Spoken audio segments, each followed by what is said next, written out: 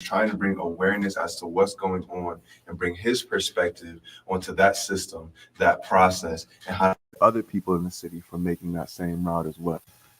Um, that's a calling for. Hello, we're trying to, like I said, bear with us for the technical difficulties. But Mr. Lamar, can I hear you? Can you hear me? Hear him through there. Hear him through where? Your ears. No, I can't hear him. Try the other one, the front of the front. This one is one call? Hold on. So bear with us, Buffalo. We trying to make it happen, but we gotta do what we can. It's radio, so it's on live and it's supposed to be. We ain't perfect. We don't expect nobody else to be, but we're trying to get this squared away so we can just have it a little clearer.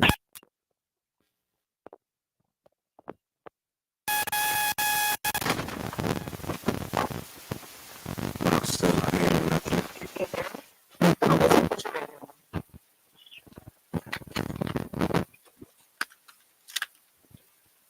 Let's try it this way. Lamar, can you speak?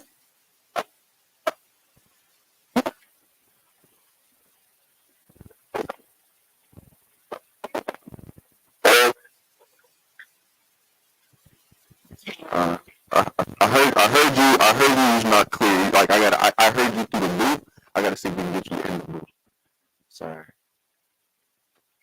Um, hello. Hello. Good morning, Lamar. Okay, glad we got you now. Okay, sorry, I had to get technical difficulties squared out. You know how it'd be last minute into the booth. How are you doing today? Awesome. Can you hear me? Yes, sir. I can hear you. Can you hear me as well? We're a little further away. Hold on. Is it clear now? Make sure that you're clear. Okay, I had to put my earbuds in. Okay. All right. We ready. All right. Sounds good. Sorry, Buffalo. Thank y'all for bearing with us. Like you said, the trying to get it set up, trying to get it all together. But if you didn't hear, I'm gonna go through your introduction again, then I'm gonna go ahead and see how you're doing, and we'll kind of walk into the interview as we kind of see fit. But I said we have in Buffalo, we have a community advocate, a community voice who's talking for people who oftentimes have other people talking for. Know that incarceration is a thing. We know that it happens, but it seems like everybody has their own perspective as to why it happens, or the effects of it, or what we do to solve it. But the people who don't have a voice are the people who are actually going through it. And so I said, not only are you trying to make change in the community, but bringing your specialized expertise in incarceration and reentry, you're allowing people to have information on that process, be aware what that process leads them to, or those decisions lead them to, and ultimately avoid them and make better decisions for their life.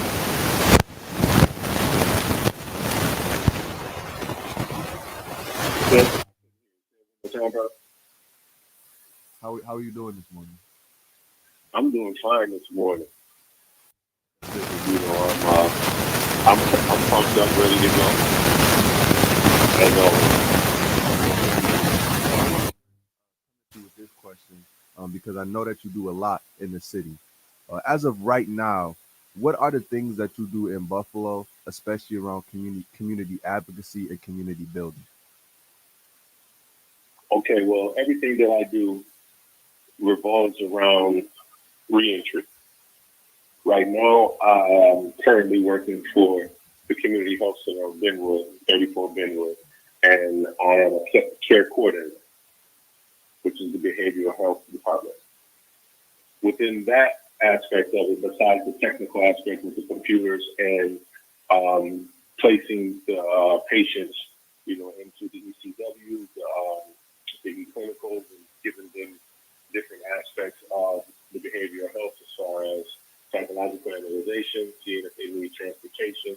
Besides those things, I'm doing reentry. And the reentry aspect of it is making sure that all of the men and women that come home from some form of incarceration have the opportunity to be here at the community health center, because this is a one-stop shop when it comes to mental health, physical health, psychological health, spiritual health. And those things are important. Most people have no idea that individuals coming home from incarceration suffer from some form of post-traumatic stress syndrome, and a lot of them also are on some forms of medication. And having that, having known that, and having gone through that myself, it's important for us to make sure that we highlight that, because a lot of individuals come home and they're lost. They just don't know what to do, where to go, and how to go about doing it, because the system within itself doesn't give us the truth prior to coming home. So with me, my job is to give these individuals the opportunity to come and get everything that they need here, or referral to where they need to go, so that they won't have any high problems. Gotcha. So what would you say is a thing that maybe, as people, I haven't personally been through that process myself. What would you say are some things or some struggles that uh, returning citizens have that the average person wouldn't be aware of? I know you mentioned mental issues as well as post-traumatic stress disorder and things of that nature, but what would be some of the struggles that you saw coming back from incarceration that the average person maybe isn't as aware of? Simply being able to navigate yourself around the city of Buffalo or Western New York without having a problem. The average person has no idea how to get on the bus, take a taxi cab, call Lyft or Uber on their phone. First of all, to even download Lyft or Uber onto their phone. So before we even go to there, even get a telephone, because a lot of men and women have went to prison before these telephones became so, as you would say, so technical. I mean, when I went to prison in the 90s, the early 90s. So we had telephone booths, and you put quarters in there, and then there were pages and beeps. So when I came home, it was an issue for me to a certain extent, because I knew nothing about a telephone in your hand where you can see pictures and talk to a person. So I quickly got over that, and those kind of things shock people. And not having any training into that prior to coming home from prison, you're kind of in shock. You're like, whoa, hold on. Let me go to the EEOC or Buffalo for the training opportunity center so that I can get some training. Let me go to the obtain lab so that I can get some trainings on the computers and on the telephone. And that's one of that. Those are that's a major barrier, because once a person learns how to use the telephone, they can Google a lot of the information that they need, and they can also Google how to get where they need to go. So within these technical barriers, is there support, or is it really much like is it very much more of a you get released and it's kind of like you're on your own good luck, or are there support and things for these kind of trainings? Because I don't know if I see technical training a lot as far as like basic skills, because we assume that everybody has them, right? We assume that everybody knows how to use a telephone, but like you said, if I went in the 90s and then I get out in 2020, I have never seen a lot of these things before. So is there infrastructure to support returning citizens, or is it very much a friend to yourself type of environment that you're in? Okay, there is an infrastructure that's there to support the senior citizens, but the because once again, there are companies here in the city of Buffalo, organizations in the city of Buffalo that have a lot information to give, but they don't supply it to the individuals that they incarcerated.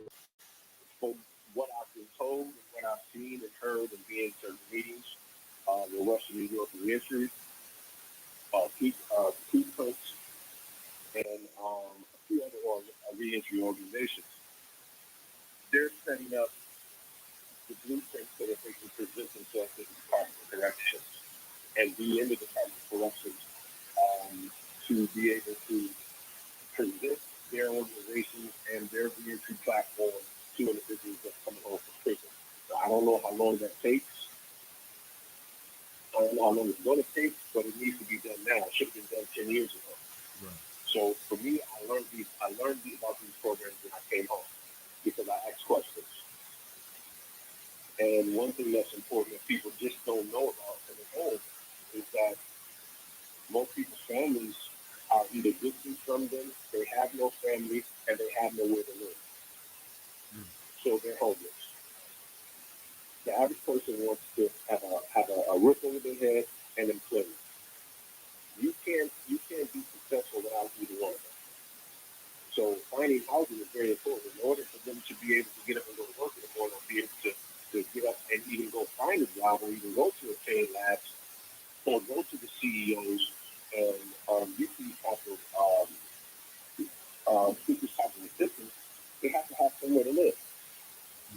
And living is atrocious as we know in the city of Buffalo.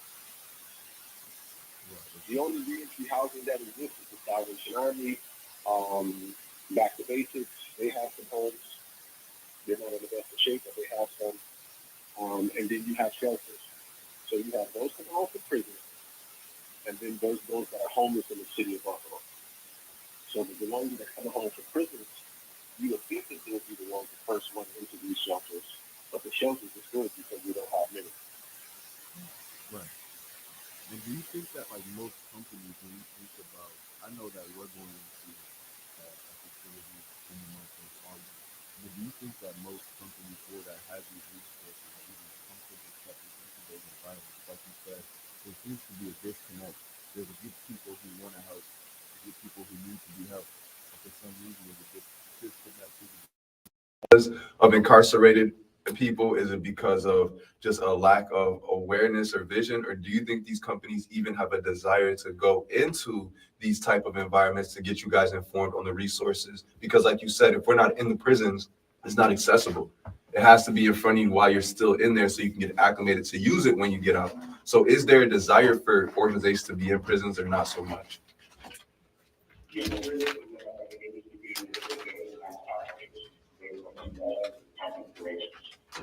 Hmm. There's guys that are working on the house. There's individuals that have children. Then there's those that I'll just put it, there's those in there that have various amount of time to do. Some coming home sooner than others. So the organizations have to decipher as to who they want to target. Do they want to target the lifers, or do they want to target the guys with 10 years or less to come home? So that's part of the politics. The other aspect of the part of the politics is who they're going to pay, give them a salary to go in to give this information to send inmates. So you have to look at all of those aspects of it. It's not just something that you just wake up one day and say, hey, my name is so-and-so reentry program. I want to go and be a part of the Department of Corrections and get the inmates this information. You have to apply to Albany. You have to be registered as a vendor in the Department of Corrections in New York State. And you have to have all of your paperwork together. You have to be a 501c3 non-for-profit faith-based organizations. It's a lot that goes along with it. And they have people to make sure they take care of this type of things. But the prison system is $1 billion industry. So it's over $107,000 to keep each and every inmate incarcerated. Think they're going to give them that money to make sure the individuals come home and become products? I mean, and become great citizens.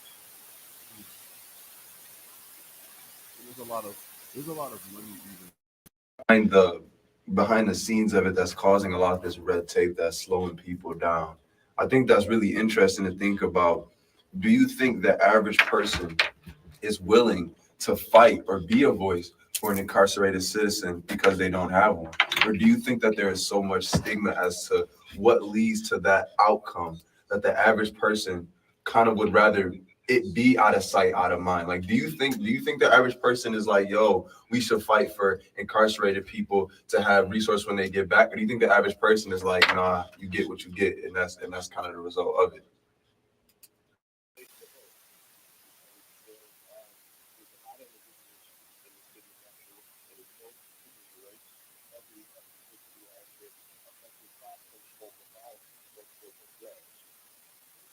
So you have the aspect saying, you know what, they were punishment, find that they were convicted of it, and they were not going to be able to work with the fashion until it's their family. It's the family that's why I love this dispute. So the combination, you have people that want you to stand with, you have those that have been harmed by prisoners, you have those that who today will be victims. Not just the victims that we all think of, but the person incarcerated that are victims also. Because they have to put up what you said, the stigma of relatives that individual we have acquired as being children. So the combination, Got you. And I'm gonna go more personal on this next question before we go broad again, to help people understand like how, right? Nobody's born evil. Nobody's born with the desire to do bad things or to do things that would lead them in that position. You said somebody else is talking? Oh, yeah. This question is going to be a little more personal rather than going broad because I want people to get a picture of. I don't think anybody wakes up and says, I want to go to prison. I don't think anybody's born with that desire in their heart. Without getting too personal or uncomfortable for yourself, can you help us understand the quickness at which maybe life decisions or a life journey can end you up in prison and how the average person can find themselves behind bars before they even realize? well, first of all, it's very personal. It's all personal. Anytime you're in a fight against injustices and fighting for justice and equality, it's personal because your spirit tells you to do the right thing. You have to nurture your spirit so that you can hear it as a voice instead of a whisper. And I say that because nobody wakes up and say, "Hey, I want to go to prison," but the steps, everything is a step. For example, you have a child that may steal a car. You steal a car, but everything that comes along with stealing that car can send you to prison, such as high-speed chase, which is reckless endangerment. If you're going through city limits and going to another part of the town, another part of the state, you get those charges that come along with it. So you may even hit someone or cause a car crash, vehicular manslaughter. You get 10 years for that, along with reckless endangerment, possession of stolen property, possession of a weapon, and so on and so forth. So you may have never done anything ever in your life, but you stole a car. So everything that comes along with stealing that car will put you in prison for the next 15 to 20 years. Now, there's the other aspect of when I say steps. You have someone that is homeless and hungry or just want to hang out with their friends. You go from selling drugs, which consists of violence. Because you're selling drugs in some form or fashion, someone may want to take it from you, or you'll be in a neighborhood where there's violence.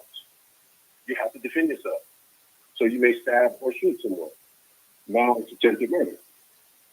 Now you got possession of a weapon, attempting to kill someone, and you didn't mean to do it. All you want to do is get a couple of dollars in your pocket to either pay some bills, put some clothes on your back, or feed your brothers and sisters, however the situation, come about. So there's steps. And then there's the other aspect of people getting away with so many small crimes until they elevate to big crimes. Because you're getting away with it. You go from stealing out of a store to stealing a car to selling weed to selling dope to selling crack to carrying a pistol to being a stick-up kid. Now you're a murderer. Right. Because you never got caught doing those things. So you take chance after chance after chance.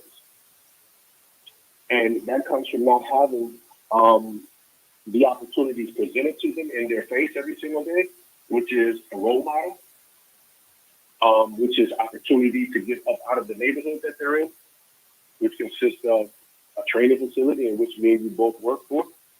You still work there. I work in a different capacity. But there are alternatives to violence and prison. Right. And then there's the lack of education, which is the school to prison pipeline. Education is very important. You have young people that are kicked out of school or going to alternative school. If they're not educated, that means they can't make a proper decision. Lack of education causes you not to make the right decisions because you can't rationalize it. So how much would you say that environment, right, dictates these type of results in these type of situations? Because for what you're describing, it sounds like if I'm dealing with poverty, my options are limited. I make a choice. without really thinking about the results, or maybe not even being able to think about the results because of the situation that I'm in. And then it kind of gets caught up and it spirals down into what leads into time in prison and incarceration. How much would you say environment plays onto that outcome? It plays a huge part. Environment plays the part because you have individuals that are born and raised in poverty. All they see is poverty. They see nothing else positive in their poverty-stricken neighborhoods. And this is throughout the entire country. You look at the city of Buffalo, there's over 700 empty lots in the city of Buffalo. Right. If there's 700 empty lots, that means there's 700, they're minus 700 homes. Then you have, again, the educational aspect of it is a lot of the schools has been closed down. So children now are living in poverty in this section are moving to another section of the city going to school, the education aspect of it. So if a child is going to school and they're dirty and they're not clean, they're seeing other children that are dirty and clean, clean and looking good. They want to not go to school and be picked on. But they were born and raised in poverty, so they know nothing else. Right. The only thing they know to do is to go and get something by any means necessary. And that by any means necessary is usually breaking the laws of the land in which we're born and raised in, because they're not presented with other options. Family members are not there. Mother and father may not be there. They may be latchkey kids. They may be foster children. Right. They may be homeless. They may be orphans. So they just do whatever they think they want to. They do whatever they want to do, basically, because this is what their friends are doing. And the examples before them. I think that's So a yes, really, poverty plays a yeah, very important role.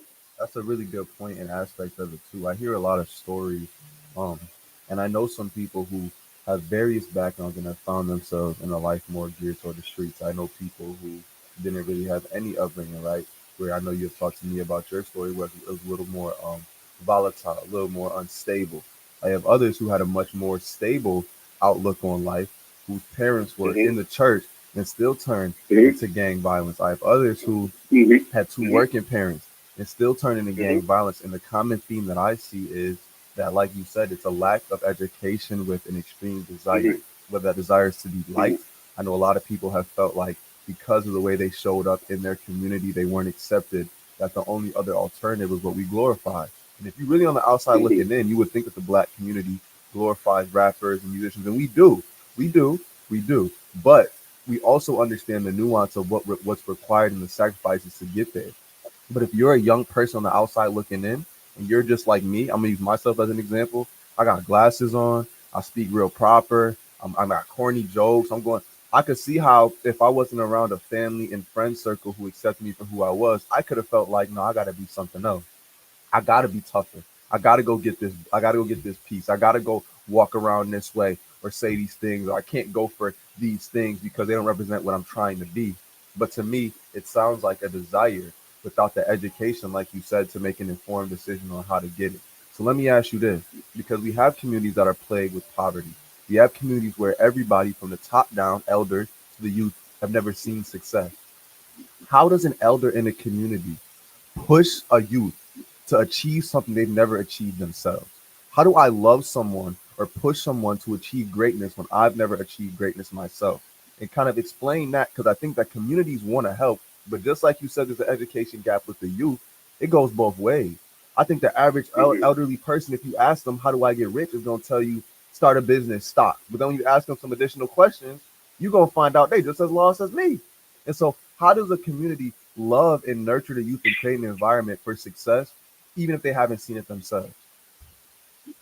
One of the first things they need to do is give them the examples of success. Right? People are attracted to what they see. Once you present individuals, people, a community with examples of success, now they want to say, well, how do they go about achieving that success? Then you can take them to the CEO centers, you can take them to the BEOTC, you can take them to the Northern Workforce Training Centers, you can take them here to the Community Health Center, and give them the examples of those that have been successful, and the steps that they made. Mm. Some people just don't want to be rich. They want to buy a house. They want to take care of their family. Okay, you give them the steps to do that. And then at the same time, you'll be educating the elders. You can't put a person in a situation and say, hey man, you got to go over here and get your GED. That's just for, I'll give you another example. Right. I volunteer for a UCAN organization at the court system. I'm a mentor to a couple of mentees. Right. These young people don't know where to go to get their GEDs. Smart, but they just don't know where to go. So I had to send them to the Buffalo Art League. I had to send them to the BOTC, just different places so that they can get the GED, and another training program so that they can get a skill. You have to have a skill, because if you don't have a skill, you'll just be one of the individuals that go to work and you can get fired at any given time. But if you have a skill, the skill will put you in a position where you're always going to be in demand. Right. So it's just like the training at the Norfolk Workforce Training Center where we're doing the pre-enrollment. Very important. The pre-enrollment is extremely important because it gave people the opportunity to hear the history of Norfolk, to hear the history of yourself, and the opportunity to know that there are other opportunities besides what you're doing. And you make the same amount, a plumber can make the same amount of money as a doctor. And it's less schooling. But you have to give that to them. You can't tell a kid, hey man, you want to make $80,000 a year? Yeah, well, you got to go to school. Huh? Why I got to go to school? Right. When I'm good with my hands. I'm a carpenter. I just don't have the certifications. I'm an electrician. I just don't have the certifications. I know how to drive a truck. I just don't have my CDL. Okay, well, let's go over here and get all those things so that you can make just as much as a doctor eventually. And with them role models, I know that we were talking about providing those role models because, like you said, I know even at Northland, we're trying to get into some younger environments because typically, once you get to like a high school area, you already have determined, or you already, excuse me, you already have what you believe your preconceived notion of what the world is. Oh, I can do this path, or that's not going to work for me, even though you've never done it, right? By the time you get to high school, most people are beginning to think that they know what the world is like. And that's a big lot of ignorance, but it's just what it is. You hit 18 to 20, you think you got it all figured out. I'm 20 right now, so I think I got it figured out, I guess. But to that point, I think that we have to ask ourselves, what does success even look like in the black community?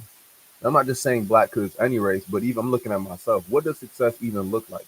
And I think that this is a deeper problem that we have that maybe even leads to how we get to a result of incarceration numbers that we have and things of that nature. I don't know if we as a community have the grace or have the awareness to even know what success looks like. So we're all chasing something we've never seen. So I know we're about to go to a commercial break, and we're gonna be able to talk about it a little bit after. But we'll talk more after the break. But appreciate you for being here, and if you want to call and join the conversation, 716-837-1112. Thank you, Buffalo. We'll be right back. Once again, it's on the annual backpack giveaway, brought to you by the legendary WFO Mixed Canadian 96.5 and Channel 7 News and Girl Scouts. We got 5 days, 5 locations, 500. Okay, so we're still on the Facebook Live. Pins, highlighters, So you can turn that down just a little bit. And so the balance of this, we're just going to continue to talk about reentry. We're talking about reentry, but I want to talk a little bit more on judgment, because I think that with our people, one of the biggest things that doesn't allow us to be successful is because we judge, right? So with every single, let's say, champion of our community, they always have a caveat or a but, right? So can I get specific? What's is helping our clients and communities. I know. To begin with making What's the ownership a reality. He's actually committed to reducing the barriers Chapman. right? Let's say Chapman, right? Let's say come on the show, say what he's trying to do. But yeah, I can then go to other churches in Buffalo. I know him, yeah, he's good. But we always have these caveats. Whereas with other people or other races, the caveats are like hidden. Welcome back, Buffalo. Thank you for staying with us. Again, if you want to join this conversation, you can call in at 716-837-1112. I have Mr. Lamar Scott today here as the guest, talking about reentry, incarceration in Buffalo. And what I really want to kind of shift the conversation towards as we left off with a commercial break is judgment. I think that a big thing for us to talk about success or be those role models is we have to be able to agree upon what success looks like. And that doesn't mean at a micro scale, that means at a macro scale. Are you taking care of your requirements? Are you looking after your community and who you're supposed to be looking after? Are you pushing yourself to be the best version of yourself every day? I'm using those as examples for guides, but until we can have an agreed upon metric like that, it seems like in our community, the reason why nobody can agree upon what success looks like and you have so many young people confused on how to be successful is because every single success story has a caveat. Meaning you'll see somebody in Buffalo who's doing great things for themselves, but if you talk to people, there's always a well, but they always have a negative turn to flip on it. And it feels like because of that, if every single avenue I see for quote unquote success seems to have thorns or things along that path that are going to drag me down and people are going to judge me by, if that's the case, then if they're going to judge me anyways, I might as well go out here and sell drugs. If you're going to judge me anyways, I might as well go out here and just sell drugs and try to make $10,000 a day if that's the case. And so I think that my question to you would be, do you think our community of people, whether you want to go black or whatever the case may be, do you think our community of people has the skills or has the forgiveness and grace to even identify what success looks like without putting our own spin or our own negative connotations on it? Of course we do. We are the creators of what you see, not only in this world, but what you see in North America. So when you say that we have the ability and the grace, yes, we are the richest nation or richest ethnicity in America. We spend more than anybody else, but we have the least. And the reason being that we spend so much is because what's being advertised to us and the fact that it's been projected that we don't have. So when we advertise to you on a consistent basis, you look at it and go, okay, I have to go and get this because this is what I see all day long. It's just like McDonald's. I don't think McDonald's has the best French fries, but for the last 60 years, McDonald's has pushed the best French fries, so everybody go buy McDonald's French fries, even if it's not the best. So it's all about advertising. When it's advertised to you, you look at it like, okay, well, I don't have to forgive this person because they said I don't have to forgive. I don't have to have this compassion because they said I don't have to have compassion. But our community lacks unity. And I say unity because when you see other races of people coming to this country, they're coming to this country and they're collective in what they do. In this city right now, the foreigners are coming by all the property and all the land. It's not right that they have opportunities to come in and do these things when we've been living here all our lives. But at the same time, there's still collective unification. When there's collective unification, you can have one family living in one home. Everybody pull their money together. Before you know it, you buy another home. Put someone else in there in the family member. They're living together. You buy another home, and then you open up a family business, and everybody's working in the family business. Other races of people don't kick their children out of 18, 19 years old. They open up a family business, have them working in the family business, buy a home and put them into the home, then take equity out of the home to buy another home and open up another business. We don't do that. We say that he's 18 years old, she's 18 years old, he's 21 years old. He's going out of my house. No, other nationalities of people do that. And we did that years ago, but we got away from it by the simple fact of welfare. A young girl goes on welfare. They tell her she can't have her baby father and whoever else involved in their life because Uncle Sam is going to take care of her. So you go 15, 20 years with Uncle Sam taking care of you, it starts this unification within our family structure. And how do we fix that? What is, and that's why I use the word grace, as maybe not grace, but forgiveness. Do we have the like for unity, right? Unity requires an extreme amount of grace. Like that's the only way people stay united. With every other race of people, and so they get the benefit of the doubt. But with my own people, I feel like I'm most likely to get judged. So what is it that we need? What is it that my people or our people need in order to stop being so judgmental? Because that's what it sounds like is the ultimate caveat, right? The reason why all our churches are fragmented because everybody think they can do it better. The reason why all our businesses are fragmented because everybody think they can do it better. Why? What will it take for us to be like, okay, maybe I can do it better, but I'm gonna appreciate this person for what they're doing? What will it take for us to say, okay, maybe I see other avenues, but I can still appreciate what avenues they're taking? Why are we so judgmental, and how do we get over that? Well, it comes from self-hatred because you're really judging yourself instead of you're not judging that person. You're really judging yourself. There's no way that I can look at another black man and say I hate that man because I just hate him. I don't even know him. So it's self-hatred, and it goes deep. It goes really deep.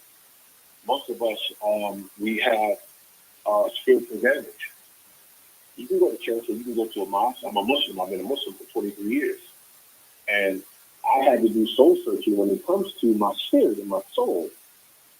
In every aspect of spirituality, whether you're a Christian, a Muslim, a Buddhist, or a monk, it's about humility, it's about forgiveness, and it's about loving yourself. If I love me in a good way, I'm going to love the next man in a good way. I'm going to forgive him in a good way. I'm going to have grace towards him. And it comes from the leadership within the city of Buffalo. It comes from the leadership. And I'm not shooting any shots at anybody, but the leadership can be your spiritual advisor. You don't have to have 5 mega churches. You don't have to have 30 mosques because that creates individualism, sectarianism. So when you have those things, everybody, just like you just said, are thinking that I can call the Adhan better. I can preach better. My choir is better. My ushers is better. No.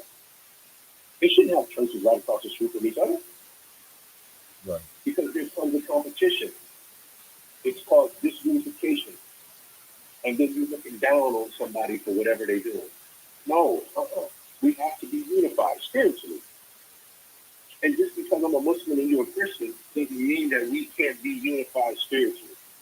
Our spirits tell us that we have to do good things in this life. No matter how much money you make, you can't take that money with you. You can't take it with you.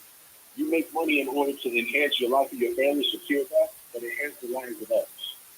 There's people in this world that can stop world hunger. Do you think they want to stop it? No. There's billionaires that died of cancer, but the amount of money that they had couldn't cure it. God didn't want that to happen. So you have to look at yourself and say, you know what, how is my spirit? How is the spirit of my mother? How is the spirit of my father? Leadership comes from any form, in any age. You can have a child lead you. So it has to come from the spiritual nurturing. Right? It can't come from anywhere else. Because if it comes from anywhere else, it's not coming from an authentic source. God has created each and every human being with the capacity to love, capacity to forgive, the capacity to be able to say, I am a champion every single day. But being a champion doesn't mean winning the physical aspect of life. Being a champion simply means being a spiritual champion, knowing that I got to clean up my neighborhoods. Right. So what is that? What is that change? Right. I know you said that leadership plays a role in it, and I think that a lot of time, in my opinion, leadership reflects the desires of who they're leading. That's why they're a leader. And so, to that point, how can we, as a community, strengthen spiritually people that we see, our people, even if they're not necessarily united with us in the same faith organization?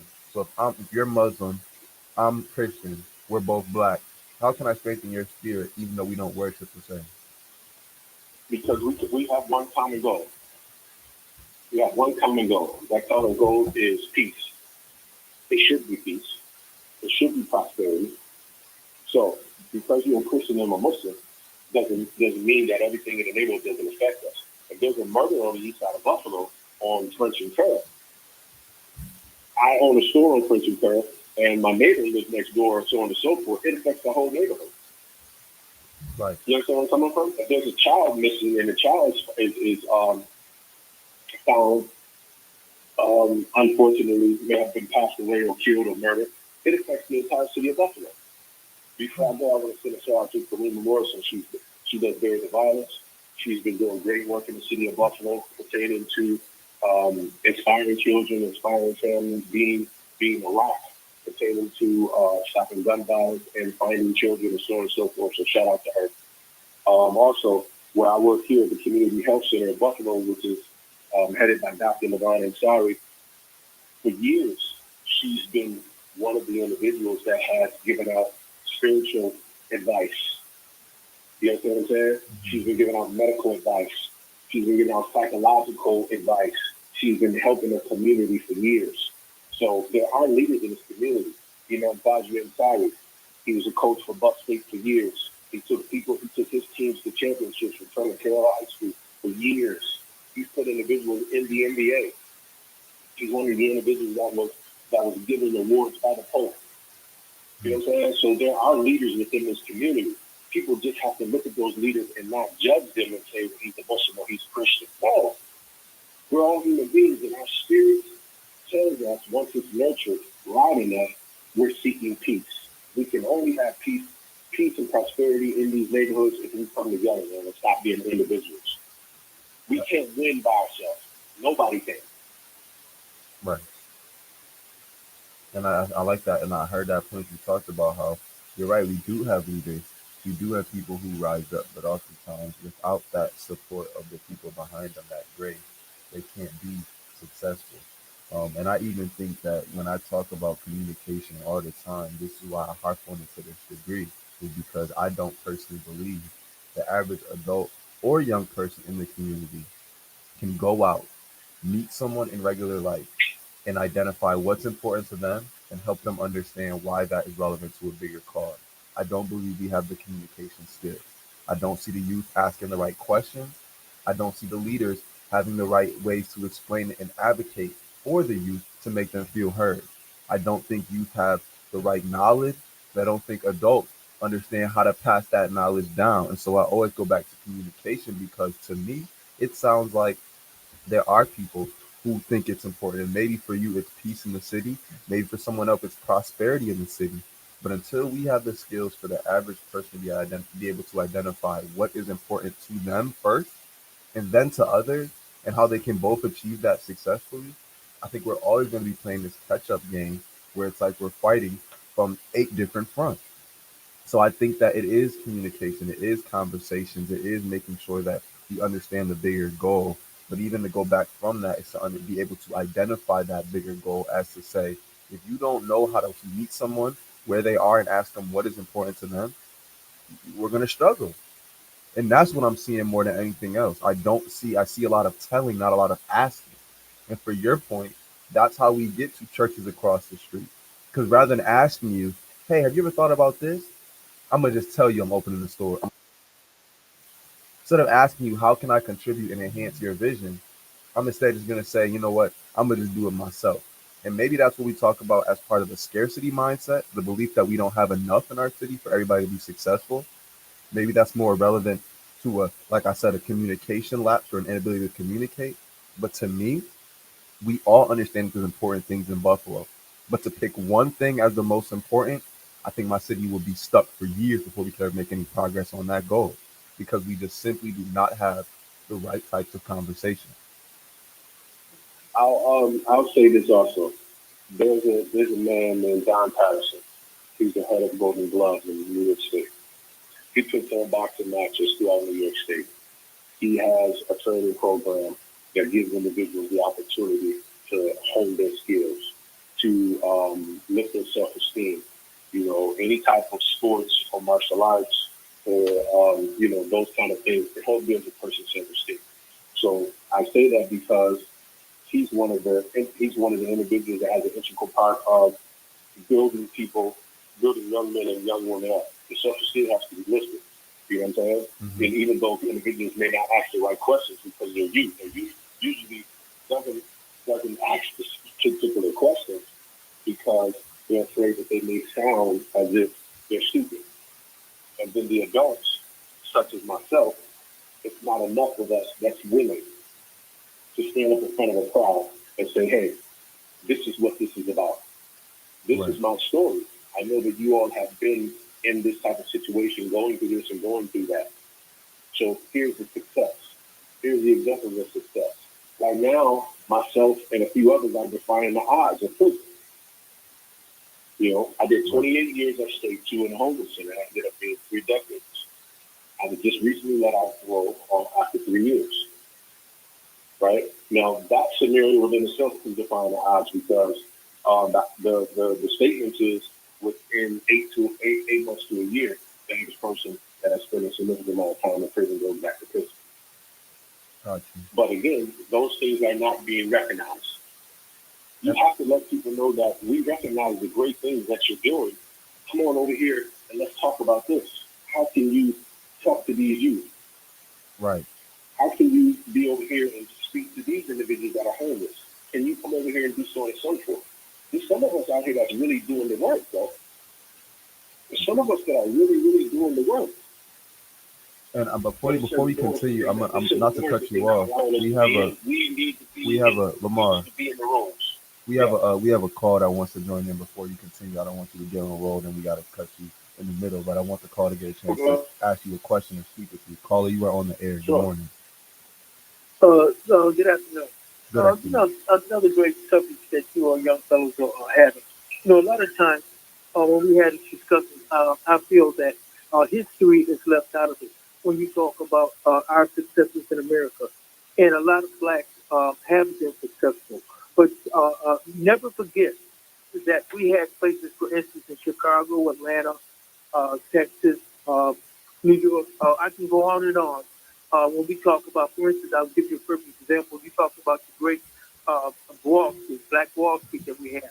All of those individual places that I was just telling you, and I could name some of them in the future if you would like me to. For instance, Greenwood, they burnt down. Whites came in, and every time we set something up, they came in and destroyed. A lot of times when we have these conversations, we talk about what we don't have and what we're not doing. When we do decide to join together and to establish communities, banks, and stores or whatever, we forget that history. They make sure that blacks in America are not successful. And what we do, we leave the history of that out. When we talk about other people coming into this country, there's a plan.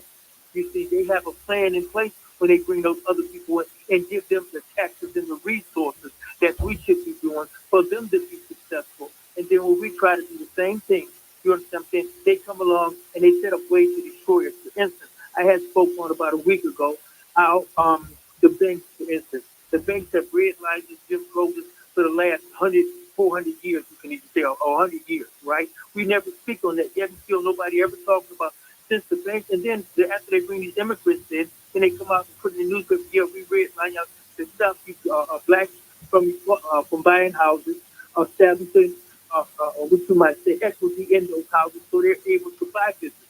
See, right now we constantly work on a thing for individuality. We think that's what's going on. We are groups of people, and when we do come together, they find ways to destroy us. For instance, they put that in the paper. Yeah, we did realize that. So nobody's talking about suing them. So every time, and then the individuals that be successful, they want to knock the other individuals who don't have anything because they say, well, if I do this, they can do that. You see, not knowing the history. So it's our job as older people and some of us that know the history, for instance, like Pro and Tail. Pro and Tail that they used to have in the 60s and the 70s is where when blacks owned stores, they would come in and, like I said before, they drug addicts survive those stores. Then their insurance will go so high as where black owners can't afford it, so they have to get rid of them. So there's a history. Then we vote for people that don't have our interests at heart. This is why community say these things. But thank you, young fellas. But this do, history when we start talking about what we don't have and what we can't do. There's a reason. There's a reason, and it's white folks. I appreciate that. Not to want to keep us behind. But thank you, young brothers, for having this discussion. Thank you for that. Thank you for that piece. And I'm gonna let Lamar. I'm gonna let you reply to it in a second. I just want to pay this quick piece to say, absolutely, there is a history piece into it, and there is a track record that we have shown that when we begin to build things up, other groups will come in and tear it down. But in those moments, that's why I believe that having a unifying idea or one unifying structure is important, because they can only tear down what we let them tear down. Well, if they tear things down, let's even take the word history out of it, because Tulsa and those examples are small examples. We got even way more modern examples than that. We got hip hop, right? We got breakdancing and things of that nature. It only gets popular once it's in a position for it to be monetized by other groups.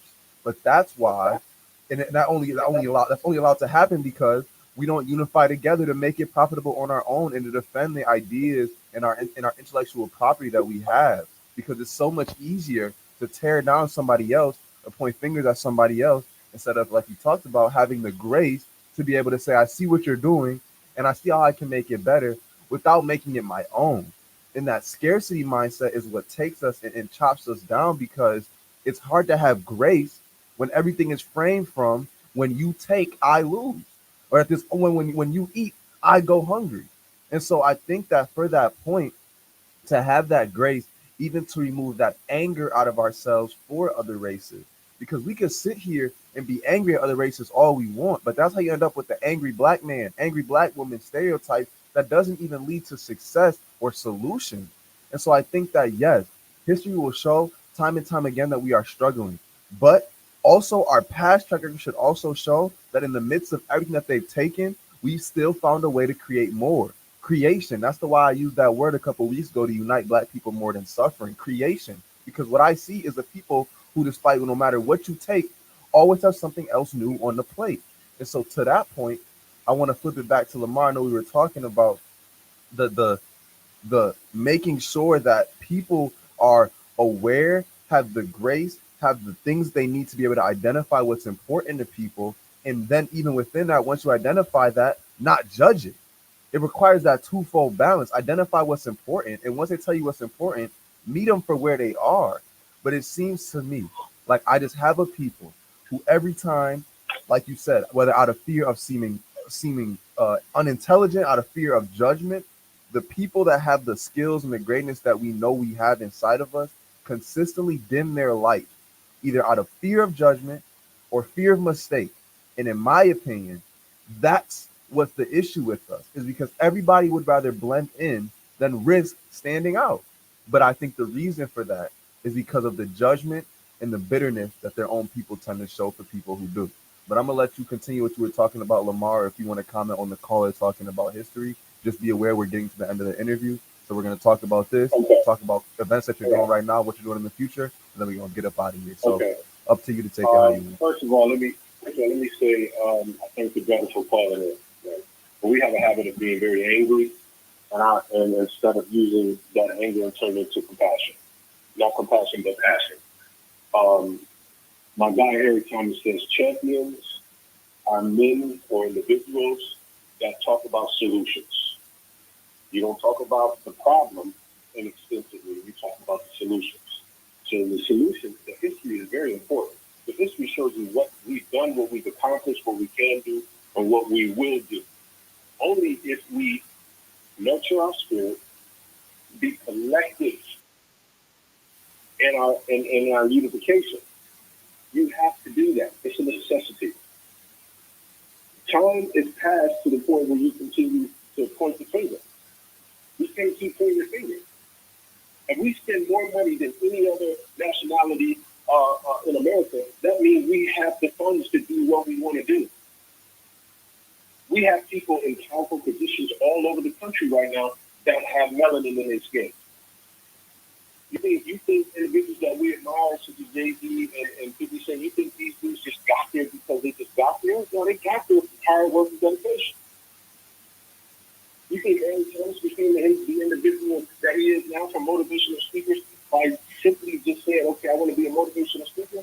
No, hard work, dedication.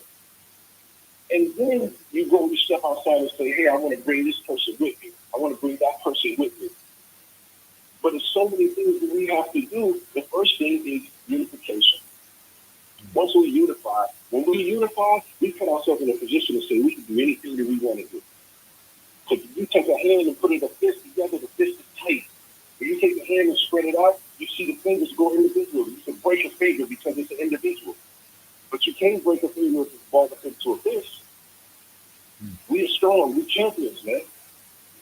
We can't allow individuals to continue to kill us, to murder us, to keep us in prison cells, to put us on medication, to tell us that we ain't nothing. Come Right. on, man. We're champions. As we head to the last, I'm a champion. we're heading out to the interview, winner. Lamar. I wanna give you a chance to say if anybody wants to contact you, what would be the best way to contact you to continue this conversation? They want to have it maybe personally or something they want to maybe talk to you by. So what would be the best way to contact you? The best way to call me is you can call me at 716-939-7200. That's my phone number. I know many people going to be calling me, but it's okay. I'm here in service. You know, I read a book by Ibn Taymiyyah called Servitude, which means serving the law with the right attitude. Serving the law means I serve the people. Right. You can also find me on Facebook, Lamar Scott Jihad Sadiq. You know, you can find me there, and we can go from there. Okay, perfect.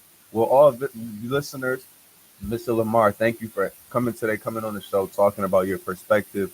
I just want to kind of end it with these last words we're going to say, and then we'll go ahead and hop off the air.